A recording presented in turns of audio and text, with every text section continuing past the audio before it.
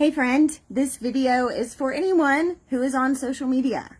And if you're watching this, then that means you. For the last 3 days, I have had to literally dodge reels, things coming up in my newsfeed of the moment that Charlie Kirk got murdered. Now this video is not in any way about Charlie Kirk, okay? I'm saying on my social media, I've had to dodge that moment when his earthly life passes. We get to see it. It's right there. I don't know if maybe you've noticed that, how accessible it is to watch violence and literally murder on your newsfeed. Not all the time, but especially in times like these. Our country is filled with a homeless population of people. A percentage of those people are veterans who suffer from deep post-traumatic stress disorder, mental illness, from things that they saw in war, in battle, overseas, friends that they watched die, enemies that they watched die, things that their eyes and hearts and ears and minds, like all of that went into them, and they are suffering. Their minds are ill over it. Okay, it hasn't gone away for them. My dad is a veteran, and he has worked through tremendously a lot of that, and yet it's still in there. It's still in there. So this is a call to action, okay, for us as people with children. Number one, we have to filter better. This is not a call to like change American social media culture, okay? This is a call to you and to me personally in our own lives to better filter, better capture, better dodge the images, the videos, the words, the things that we are putting into our minds, okay? You cannot unsee what you have seen. You may eventually forget that you saw it, but it's in there. It's in your mind, okay? It is literally transforming, changing certain pathways in your brain when you see things like that. Now, you may say, well, Danielle, we watch violent movies. You watch The Avengers. Guys, true. I'm not saying I'm innocent here. I'm not saying there aren't times that I need to put my phone down. I need to turn the TV off. What I am saying is there is a difference in watching a movie, whatever it may be, a fictional movie, though that is also not good. There is a difference between that and literally watching a human being created in the image of God, a spiritual being, their life pass away. There is a sanctity to life. There is a sacredness of life. There is a difference when we watch something violent, something evil, something horrid happen to another human being. It does something in us. Okay? So, number one, I challenge you, like, take the lesson here. If this has been you and you've been dodging things this week, or maybe you haven't done a good job of dodging, this is your challenge. Like, capture your thoughts. Practice more self-control in what you are allowing into your space, through your eyeballs, okay? That's the first challenge. The second challenge is if you have children, if you have teenagers, if you have purchased a device and you are paying monthly for some kind of service that is putting this thing, or a computer, what have you, something with YouTube, social media, whatever, news outlets, and you've placed it into your child or teenager's hand, their brains cannot handle these things. Now, perhaps you have great filters. Yes, great filters. Okay? Please, Lord God, let the flip phone come back. I told my husband the other day, I would buy my kids a flip phone tomorrow. because I want them to talk to their friends. I don't want them to be able to scroll YouTube. Okay. So like, we have to be more intentional. If you have done that and you have given a device to your child, to your teenager, okay, we can't do that blindly.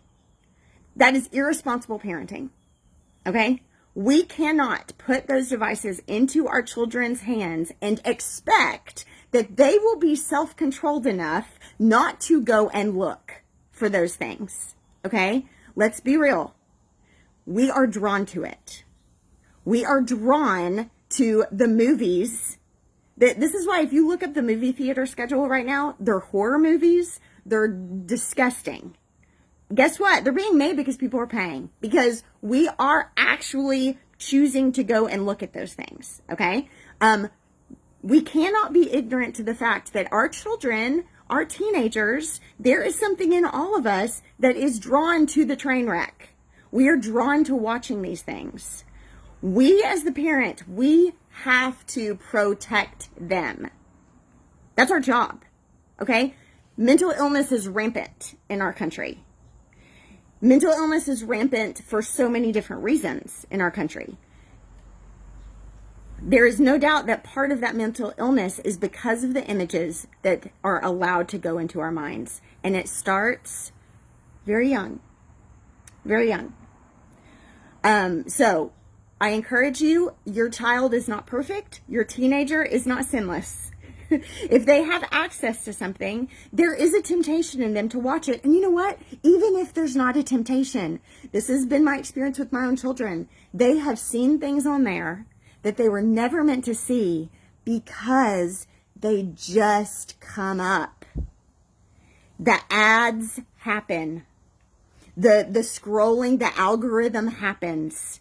Things are inserted before their eyes, before they even can understand what they're watching. Those things suddenly pop up, and they have to have the self-control to go, oh, I shouldn't be watching this, and scan. They literally don't. You don't. I don't all the time. We can't expect them to. We are called to train them up in righteousness. We are called to show them the proper discipline and the proper practices that are going to help them protect and guard their hearts and minds. Because these minds have to take them for the rest of their lives, okay? And we don't want to start putting pathways in there that are going to lead them down roads they were never meant to travel. Our minds were not meant for these things.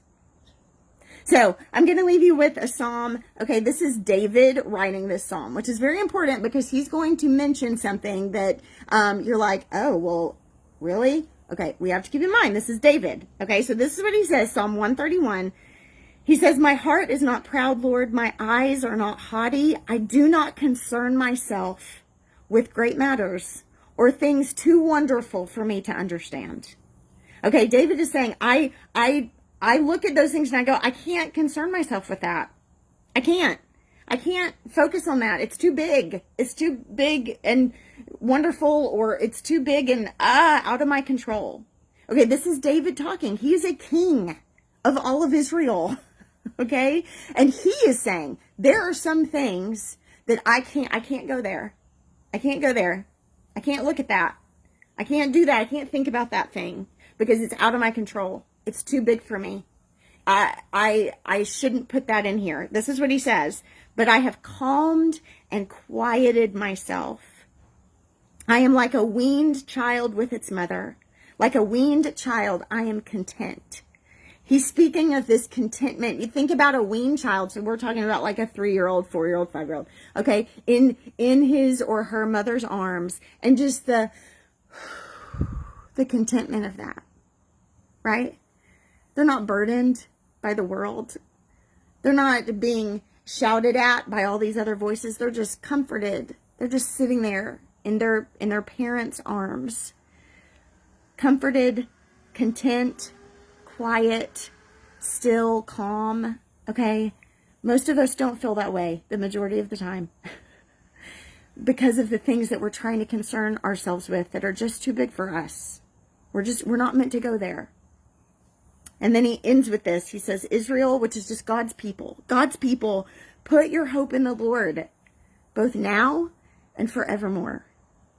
May our eyes that have all these things trying to go into them, may our eyes be fixed on Jesus. Hebrews 12 says, the author and the perfecter of our faith. May we fix our eyes on him. Okay? May our eyes not go to the right or to the left and concern ourselves and put images from this world into us that are not meant to be there. Fix your eyes on him, the author and perfecter of your faith. Run this race towards him. Pull your children along. Help them keep turning their faces back to the finish line, the point of all of it. Help fix their eyes on him over and over again. We have to continue fixing our own eyes. We have to continue directing their eyes onto the author of life. I love you, friend. Guard and protect your heart above all else. Proverbs 4:23 says. So, all right. I love you. Slated for Grace Bible Study series right now. Our Father who art in heaven. It's about being loved by the perfect parent. The Lord God is the perfect parent. So you know what? If you want parenting advice, he's got it. Because he's the perfect one. He's got a lot of rebellious children, but he is the perfect one. So that is free. Everything's free on the Patreon app. So I love you, friend.